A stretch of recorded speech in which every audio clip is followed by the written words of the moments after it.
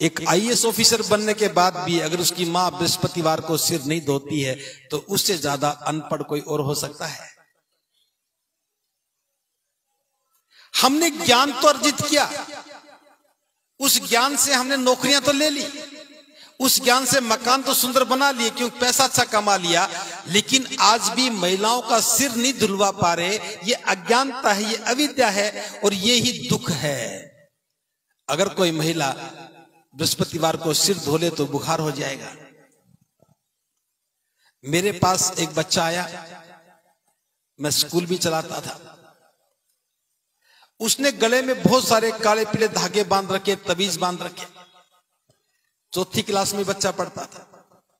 मैंने आते पूछा भी ये क्या बांध रखा। उसकी मम्मी ने कहा कि भंते जी बस इसी को हाथ मत लगाना। मैंने कहा क्यों? इनके उतारते इसको बुखार हो जाता है। मैंने कहा ये साइंस तो बहुत बढ़िया है।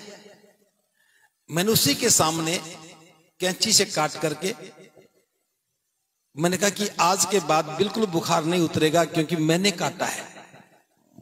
उस बच्चे को बता दिया कि आज तो बुखार बिल्कुल भी नहीं होगा और होगा कल भी नहीं, परसों हो जाए तो मेरे पास आ जाना। उस बच्चे को तो बुखार हुआ नहीं, उसकी मम्मी को बुखार हो गया। मैंने अगले दिन फोन करके पूछा, उसकी मम्मी का फोन आया, जी मेरे बेटे को बुखार तो नहीं हुआ? मुझको बेटे को तो नहीं हुआ। उसने कहा जी मेरे को हो गया। तो डर किसके मन में था, बच्चे के या महिला के? मां के। ये डर है, ये अविद्या है। आप कितनी भी डिग्री ले लें, अगर ये अविद्या खत्म नहीं हुई तो डर खत्म नहीं होगा, और डर खत्म नहीं होगा तो कभी भी सुख नहीं मिलेगा। बुद्ध ने कहा कि डर को खत्म होना चाहिए। आज भी मैं देख रहा हूं हम कितने अविद्या में हैं। आपका बेटा एग्जाम देने जा रहा है, नौकरी का एग्जाम है, और जो ही वो घर से निकला और आगे से बिल्ली रास्ता काट जाए या कोई छींक दे या कुत्ता कान फड़फड़ा दे तो आपके मन में क्या पैदा होता है? डर पैदा होता है ना। और समझदार महिलाएं क्या करेंगी? बेटा वापस आ जा, एक गिलास पानी पी ले, ताकि बिल्ली ने रास्ता काटा वो रिपेयर हो जाए। कुत्ते ने कान फड़फड़ाया, कुत्ते का अपना मकसद था, कान में मक्खी बैठी होगी, वो अपने कान से तो उड़ाएगा। कुत्ता अपना काम कर रहा है, बिल्ली अपने भोजन की तलाश में जा रही है। आपका इम्तिहान, बेटे का इम्तिहान दिल्ली में था, बिल्ली यहां घूम रही है, इम्तिहान दिल्ली में है और घबरा मम्मी रही है। हम अविद्या में जीते हैं। इस अविद्या को नष्ट किए बिना, इस अविद्या को खत्म किए बिना जीवन सुखी नहीं हो सकता। अब सारी महिलाएं एक अवधारणा में हैं। अवधारणाएं भी कैसी हैं? मेरी बात ध्यान से सुनना। अगर कोई पुरुष बाल बड़े बड़े कर ले तो आप सभी क्या कहेंगे कि बुरा लगता है। देखो उसके बाल कितने बड़े बड़े हैं, कितना बुरा लगता है। और कोई महिला बाल कटवा ले तो क्या कहेंगे? देखो पर कटी सी दिखती है। अब ये कौन तय कर रहा है कि महिलाओं के बाल अच्छे लगते हैं? लंबे बालों में तो महिलाएं अच्छी लगेंगी और पुरुष बाल लंबे कर रहे तो बुरा लगेगा। महिलाएं बाल कटवा ले तो बुरी लगेंगी, पुरुष बाल बड़े कर ले तो बुरा लगेगा। अब ये अवधारणाएं हैं, ये अविद्या है। बालों का सुंदरता से क्या संबंध?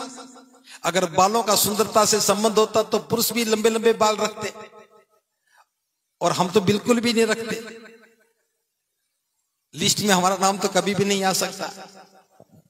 सिर्फ मैं बता रहा हूं, हम अविद्या में जीते हैं। पूरा जीवन हम अविद्या में जीते हैं और इस अविद्या के कारण हम दुखी रहते हैं। इसका समाधान क्या है? बुद्ध कहते हैं कि इसका समाधान यह है कि सबसे पहले हम स्वीकार करें कि यह अविद्या है। सारी महिलाएं चूड़ियां पहन के बैठी हैं।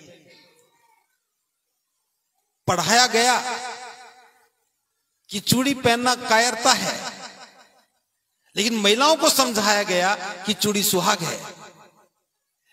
एक ही चीज, दो चीजें अलग कैसे हो सकती हैं? महिलाओं को पढ़ाया गया कि चूड़ी सुहाग है, ये सिलेबस में नहीं था। सिलेबस में पढ़ाया गया कि चूड़ी पहनना कायरता है, अगर तुमसे एक काम नहीं होता तो चूड़ियां पहन लो।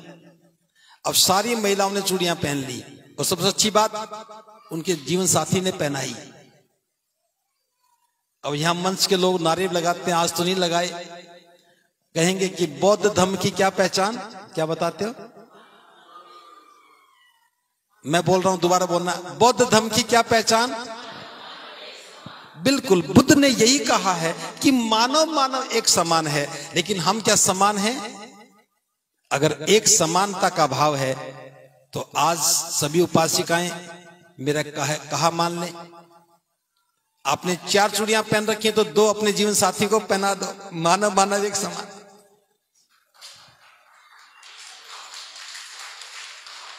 ताली वही बजाए जिसकी समझ में आ जाए। देखिए,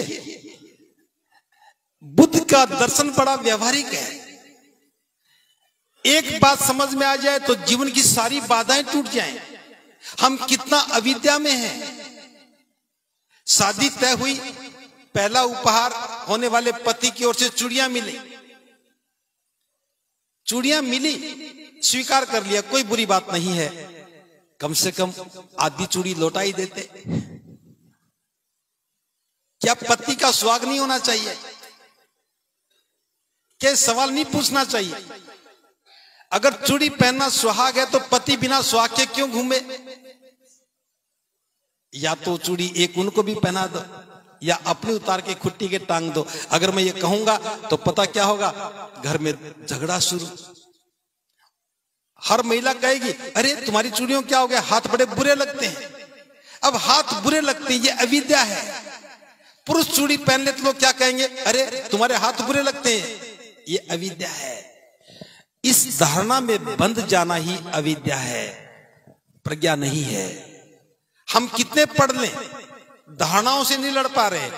इन धारणाओं में बंधे होने का नाम ही दुख है। बुद्ध कहते हैं स्वीकार करो कि ये अविद्या है, और जो स्वीकार करते हैं तो उस अविद्या से बाहर निकला जा सकता है।